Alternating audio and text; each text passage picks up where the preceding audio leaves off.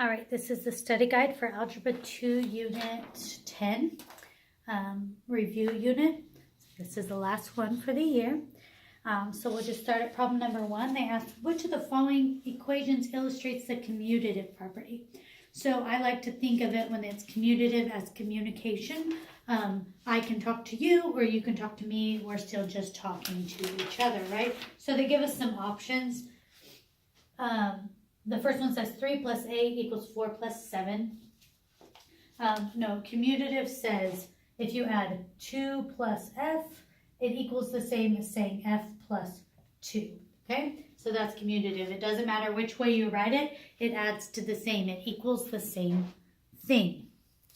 And then numbers 2 through 4, they give you a number and they ask you to tell whether it's rational, irrational, or imaginary. So rational numbers are pretty much just any numbers. They can be a decimal number as long as it's short, it has an ending point, or it repeats itself. It's like 0.555555. That's rational. Irrational is going to repeat endlessly without any sort of pattern. All right, so the first one, number 2, says the square root of -5. So remember, if you have a square root or any even root, 4th root, 6th root, it can't be a negative number because when you multiply two negatives, you get a positive. So this is called, it's an imaginary number. You would write this as I square roots of 5. That's called an imaginary number because it's impossible. All right, number 3, you just need to divide these. 3 over 8, so you're just going to divide 3 over 8. And then, like I said, if it repeats endlessly without a pattern, then it's irrational. If it's just a decimal number that ends, then it's going to be a rational number. And then number 4 is 4th roots of 35. So just put that in your scientific calculator. Again, it'll either be a decimal with an ending point or it'll go on and on and on, all right? So that's the difference between rational and irrational. Number 6, they ask you to solve for 12x squared y to the power of -1. So you're going to do when x is 5 and y is 4. So you're just going to substitute. Remember, when you substitute, you put them in parentheses. So you're going to say 12 times 5 times 4 to the power of -1. 5 squared, I'm sorry. All right, so we'll go ahead and, according to PIMDAS, you would do the parentheses first. We don't have anything inside parentheses that you have to work out. Next step is exponent. So we'll go 12 times 5 squared, which is 25. And then remember, a negative exponent, what it does is invert. So it's going to move 4 to the bottom. So it's going to be actually 1 over 4. All right, so you got to multiply these. So you just go 12 times 25 times 1, which is 25, 12 times 25. 4 times is 100. So it's going to be 300 times 1/4. So you just go 1 times 300, which is 300, divided by 4, and you'll have your answer. Number 7, they give you an equation of a line, and they ask for m. M is slope for any equation So in this case, this is in standard form. 3x minus 5y equals 7. It's in the form of ax plus by equals c. All right? In this form, slope is equal to -a over b. So we'll just look at our equation here. A is 3, so it's going to be -3 over b, which is, don't pay attention to this, -5. 2 negatives make a positive, so the slope here is equal to +3 over 5. I forgot to say that number 5, we're going to come back because they talk more about conic sections at the end. So we'll cover the question they had about the parabola when we come back. When we're at the end of the test, I'll talk about it.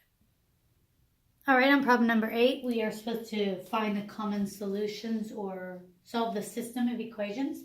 So these are 2 equations. They both have 2 variables. So the problem with solving for a variable is if you have another variable, right? So we are going to solve, they taught us several forms to solve these.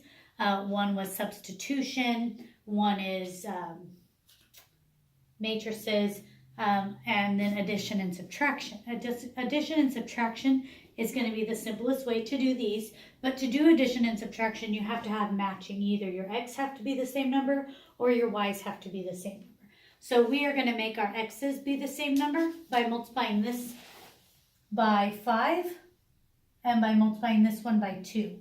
You'll notice that your x's, one is positive and one is negative. That's perfect. If they have different signs like that, you're actually going to add. If they had the same signs, you would subtract, all right? So we're just going to write this right here. 5 times 2x is 10x. 5 times 7 is 35y. And 5 times negative 38 is negative 190. All right? And then we're going to do the same thing here. 2 times negative 5x is a negative 10x. 2 times negative 8 is a negative 16y. And then 2 times 38 is going to be 76. Yes, 76. All right. So right now we're going to add these two equations, just like a regular addition problem. So you have 10 plus negative 10. When you ever have plus negative, that means negative. It means, so those eliminate. That's the whole point, is that we eliminate one of these. And then we're going to add 35 plus negative 16. So it's actually 35 minus, because positive negative means minus. 35 minus 16 is going to be 19. So it's going to say 19y. And then we have negative 190 plus 76. I'm sorry. Negative 190 plus 76 is going to be negative 114.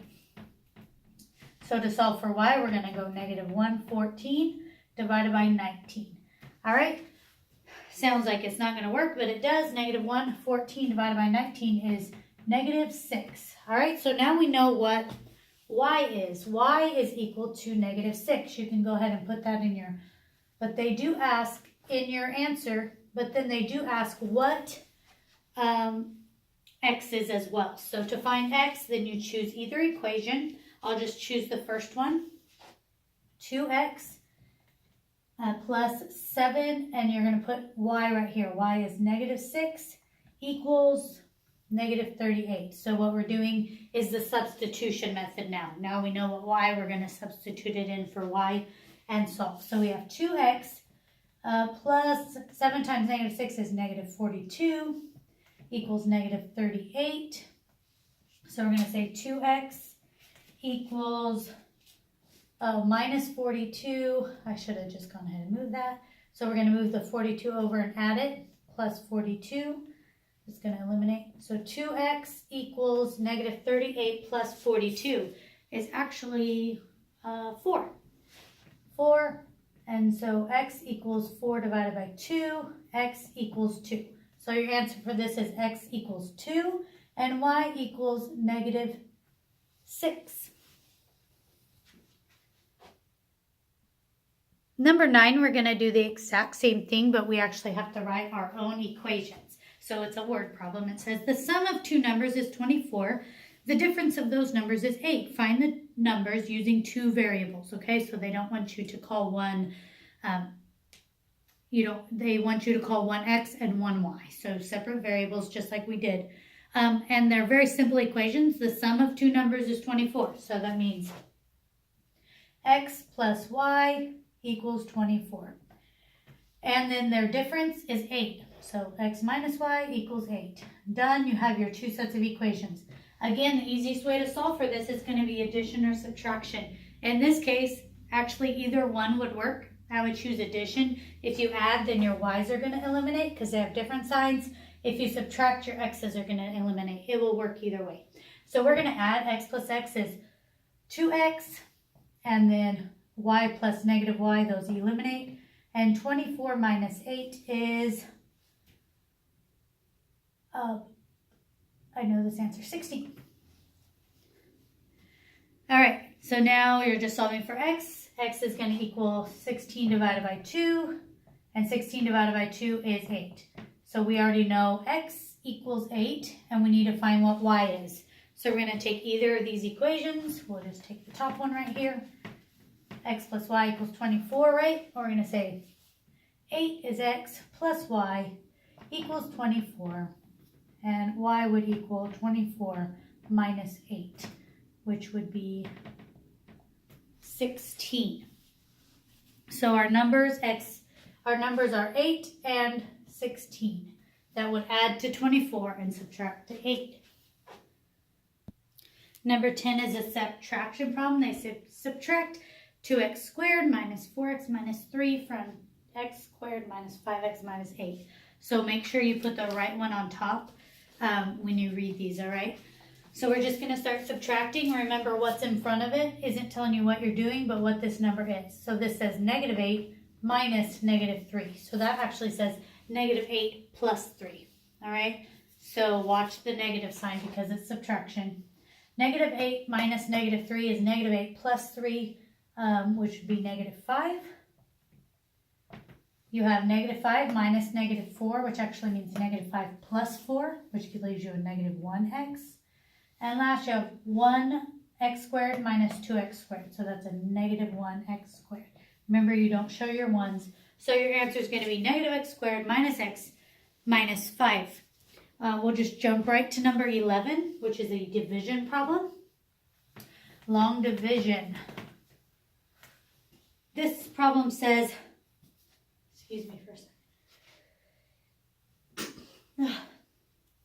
This problem says 6x to the fourth minus 2x cubed minus 13x minus 7 divided by 3x plus 8. All right? So you need to look at your dividend, which is your part that goes under there, and make sure you have all descending powers. This one, it does not. It says 6x to the fourth minus 2x cubed, and then it doesn't have an x squared. So we're going to put in a placeholder of 0x squared right here. And then minus 13x minus 7, all right? And we're dividing by 3x plus 8. All right, so long division. So how you do these is you take your first term of your divisor, which is 3x plus 8, and say, what do I have to multiply 3x by to make 6x to the fourth? Well, I have to multiply the 3 by a 2, and then I need 4x, an exponent of 4, and I only have 1 here, so I need 3 more. So 2x to the third times 3x will give you 6x to the fourth. And then whatever you have here, you have to multiply it by the next term. 2x cubed times 8 is a positive 16x cubed. Subtract, these eliminate. Negative 2 minus 16. Watch your negative signs here, okay? Negative 2 minus 16 is a negative 18x cubed, and we'll drop our next term, which is 0x squared. All right, again, same thing. What do I have to times 3x by to equal negative 18x cubed? So I need a negative, so I'm going to 3 to 18, I'm going to have to multiply by a negative 6. So I'm going to put a negative 6. I have 1 exponent and I need 3, so I need 2 more. So negative 6x squared times 3x is negative 18x cubed. Negative 6x squared times 8 is a negative 48x squared. Subtract again, these eliminate. 0 minus negative 48. Minus negative means positive, so this is actually going to be a 48x squared. Drop the 13x. What do I have to times 3x by to get 48x squared? Well, you have to multiply 3 by 16 to get 48, and you need 1 more x, so you're going to get a plus 16x. 16x times 3x is 48x squared. 16x times 8, so 16 times 8 is actually 128. 128x. Subtract again. Negative 13 minus 128. So 28 plus 13 is going to be negative 141x. And we'll drop to 7. All right, what do I have to times 3 by to get negative 141x? And that is going to be a negative 47. 47 times 3 is negative 141x. And negative 7 times 8 is negative 376.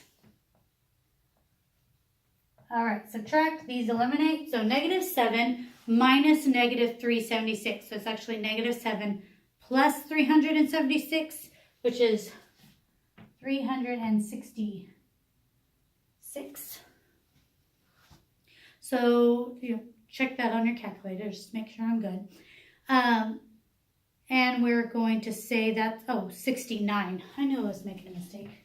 I'm like, that's minus 10, 9. All right, 369. So this is your answer right here. 2x cubed minus 6x squared plus 16x minus 47. And on the end, I don't have space, but you would put plus 369 over the divisor, which is 3x plus 8. All right, so that's what your answer should look like with that on the bottom. You have to be very precise about your signs and things on these kind of problems.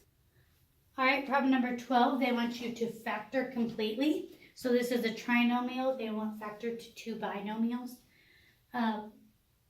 So the first step when you're factoring trinomials is to see if there's any common factors in any of the terms. This one is, they are all divisible by 6. So we're going to divide a 6 out of it, factor it out. So take a 6 out, you have x squared. 42 divided by 6 is 7x, and 60 divided by 6 is 10. So there we have, it's in lowest terms now. Next step is to see if it's a perfect square. This does have a perfect square root, but 10 does not. Your perfect square root numbers are 1, 4, 9, 16, 25, 36. So now this is actually a pretty simple one because this term has no coefficient. All right, so as soon as there's no coefficient, it's automatically just x and x here. And then you got to take your factors of 10. And in this case, it's positive, positive. So they have to add to 7. So your factors of 10 are either 1 and 10 or 2 and 5. So the only option there is 2 and 5. And it will not matter what spot they go in. And they're both positive because it's positive, positive. Very simple factoring problem. Number 13, we're going to do some adding of algebraic fractions.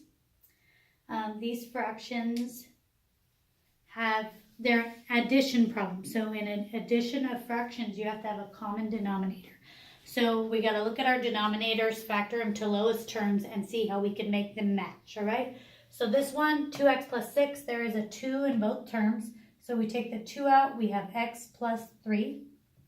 This trinomial is actually a perfect square trinomial because this number has a square root, and that one does as well, and they're both positive. So it's going to be x and x, 3 and 3, and plus, they're both going to be positive.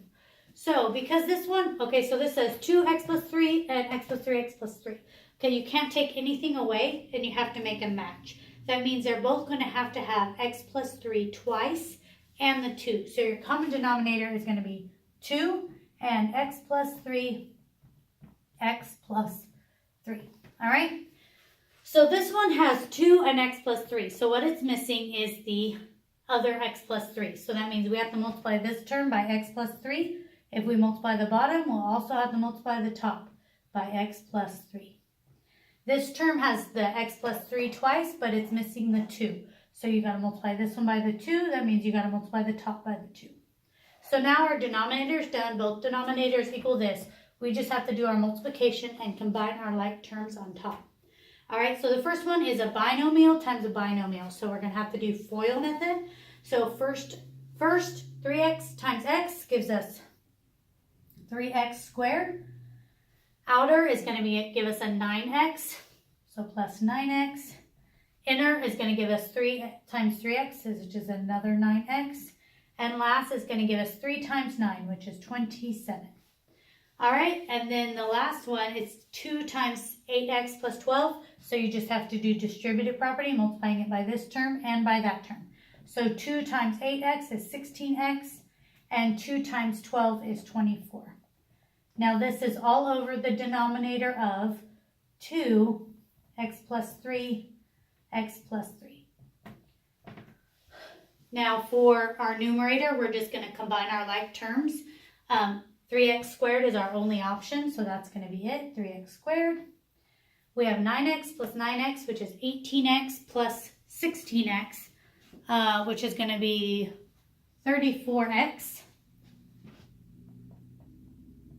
And the last we have 27 plus 24, which is going to be 51. 51. So that's the top. The bottom, they will want you to multiply it together. All right, so this is your common denominator. That is this, so it's already multiplied for us. You just got to multiply that by 2, which would give us 2x squared plus 12x plus 18. And that's it. So that'll be your final answer for problem number 13. All right, problem number 4, we have a fractional equation. So this time we still need a common denominator, but we're going to use the common denominator to eliminate the denominator, so or solve. You can tell the difference between an algebraic fraction, which is what we did in the last one, and a fractional equation because it has an equal sign in it. All right, so our denominators are 2y, 3, and 6y. So to make a match, your numeral is going to be 6, and then they're each going to have a y. So our common denominator is 6y. So we're going to multiply the whole thing by 6y. All right, so the y's here will cancel. 2 goes into 6 3 times. So this will have to multiply by 3. We need a y here, and also the 3 cancels with the 6 to a 2. So we're going to have a 2y, y minus 2. All right, and then this one has the denominator, so you don't have to multiply it by anything.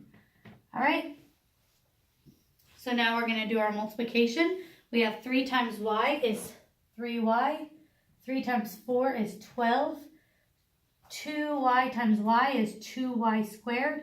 2y times negative 2 is negative 4y equals 3y squared plus 10. All right, we need to combine all our like terms, so I'm going to move them all to this side of the equation, and we're going to start, we're going to put them in descending power. So I'm going to start with my 2y squared, and then I know I have a 3y squared on that side. Here's our equal sign, so when it's over here, it's going to be minus 3y squared. Then I have a 3y minus 4y, which gives me a negative y. And then I have 12 here, and I'm going to move the 10 over. It's going to be minus 10. So now I move these both over here and combine all my like terms in one step. Again, so we have a couple more to do. We have 2y squared minus 3y squared. It's going to be a negative y squared minus y, and then 12 minus 10 is a positive 2 equals 0. All right, so here we've solved it, but what we ended up with is a quadratic, all right? So a quadratic is when you have exponents. So we're going to have to solve this quadratic now. So you've learned several forms. We need to change the sign real quick because our first term cannot be negative. So that's going to make it a positive y squared plus y minus 2 equals 0. So here's our quadratic. You've learned several forms to solve quadratics. There's the square root method, the completing the square, factoring, and the quadratic formula. In this one, the simplest is going to be factoring. All right, you're going to get 2 answers. You're just going to factor it. The factors of y squared are y and y. And then your factors of 2 are 1 and 2, obviously. 1 and 2, and you want a positive 1. So that means your bigger number needs to be positive minus the smaller equals 0. So it's going to say y minus 1 equals 0 and y plus 2 equals 0. So y equals positive 1 or y equals negative 2. So those are your 2 answers. Y equals 1 and y equals negative 2 for this problem. Number 15, we also have a quadratic. It looks a little different. We have the square root of x plus 1 equals 6. This is actually very simple to solve because when you have a square root equals, your square root, anytime you square a square root, you get itself outside of square root. So you're just going to square both sides of this equation. Just like that. When you square a square root, you get itself. So this would be x plus 1. And then 6 squared is 36. So to solve for x, you say x equals 36 minus 1, x equals 35. Simple, very simple problem. We're going to move to problem number 16, which is they say it's a quadratic quadratic equation that they tell you to solve with the quadratic formula. All right, so we'll just refresh on the quadratic formula. Quadratic formula is negative b plus or minus the square root of b squared minus 4 times a times c over 2 times a. So remember, in standard form, ax plus by equals c. That's standard form. So this is our equation, 3x squared plus 9x plus 15 equals 17. Sorry, I said this wrong. It should be plus c equals 0. All right? So what we need to do is move everything to one side of the equation. So we're going to say 3x plus 9x, 3x squared, and then plus 5 minus 17 equals 0. So 3x squared plus 9x, and then 5 minus 17 is a negative 12 equals 0. So from this, we can say what a, b, and c are, okay? So in this case, a is not 3x squared. A is whatever's in front of x squared. So a equals 3, b equals 9, and c equals negative 12. So we're going to put this in the quadratic formula, which is negative b. So we're going to take b, which is 9, and say negative 9 plus or minus the square root of b, which is 9 squared, minus 4 times a, which is 3, times c, which is negative 12, over 2 times a, which is 3. All right, so here we have our quadratic formula. So we're going to go ahead and do these. I'm going to erase all this so we have a little more room. All right, so negative 9 plus or minus 9 squared. 9 squared is 81 minus, and then we're going to say negative 4 times 3 times negative 12. So that's actually going to make this a positive right here.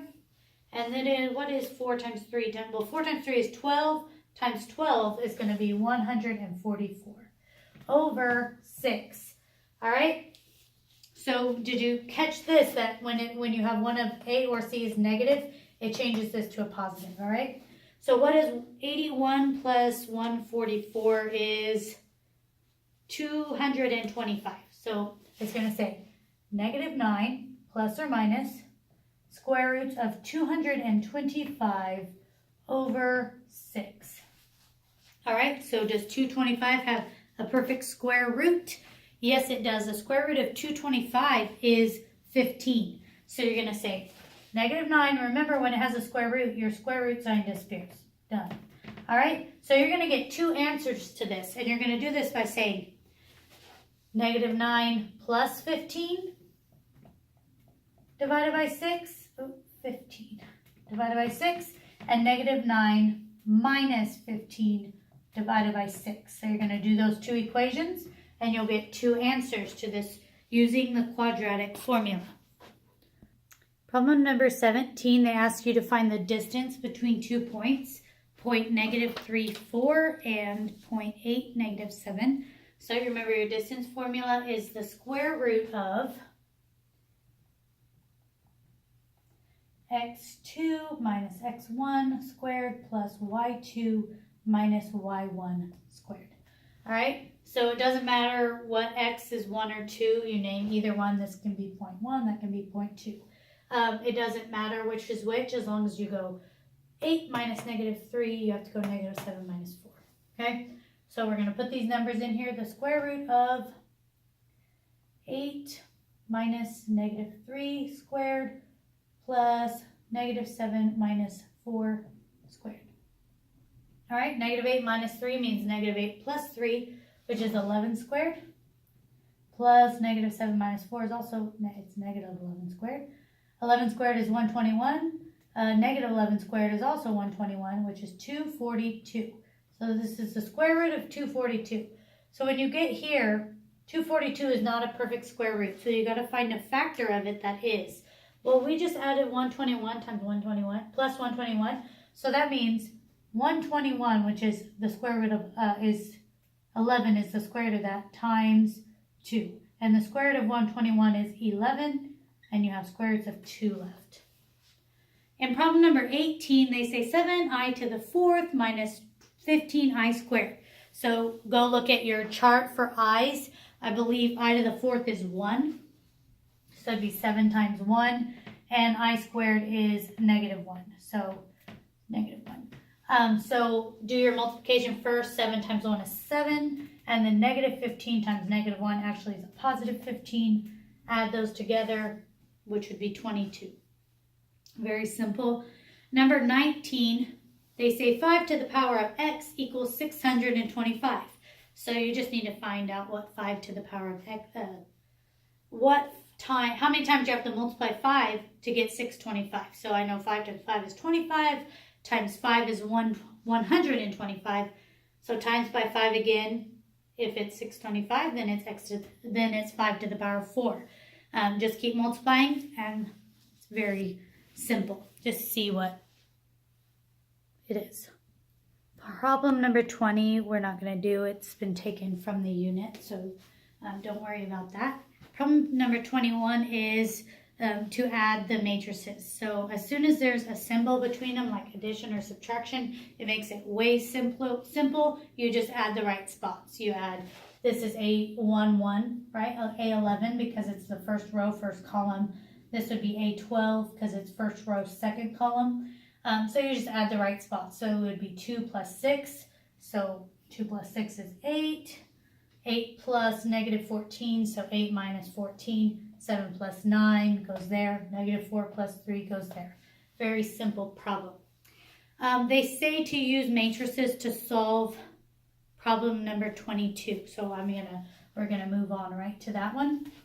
This one, the form I like to use is the determinants. I will tell you that this problem specifically is a teacher grading problem that they ask you to show all your work in. So to receive full credit on the test, you are going to have to show all your work, all right? So our two equations are 5x minus 3y equals 18. So 5x minus 3y equals 18. And 2x plus 7y equals negative 1. So 2x plus 7y equals negative 1. So the way I solve these is I use the determinants. You're going to solve for a system determinant, an x determinant, and a y determinant. All right? System determinant uses the numbers on the x and the y. So for the top number, it'd be 5, negative 3. And for the bottom equation, it would be 2, 7. So that's what you're going to put in here. 5, negative 3, and 2, 7. That's not minus 3. That's all right. For the x determinant, you use everything but the x, and you take it backwards. So instead of negative 3, 18, it's going to be 18, negative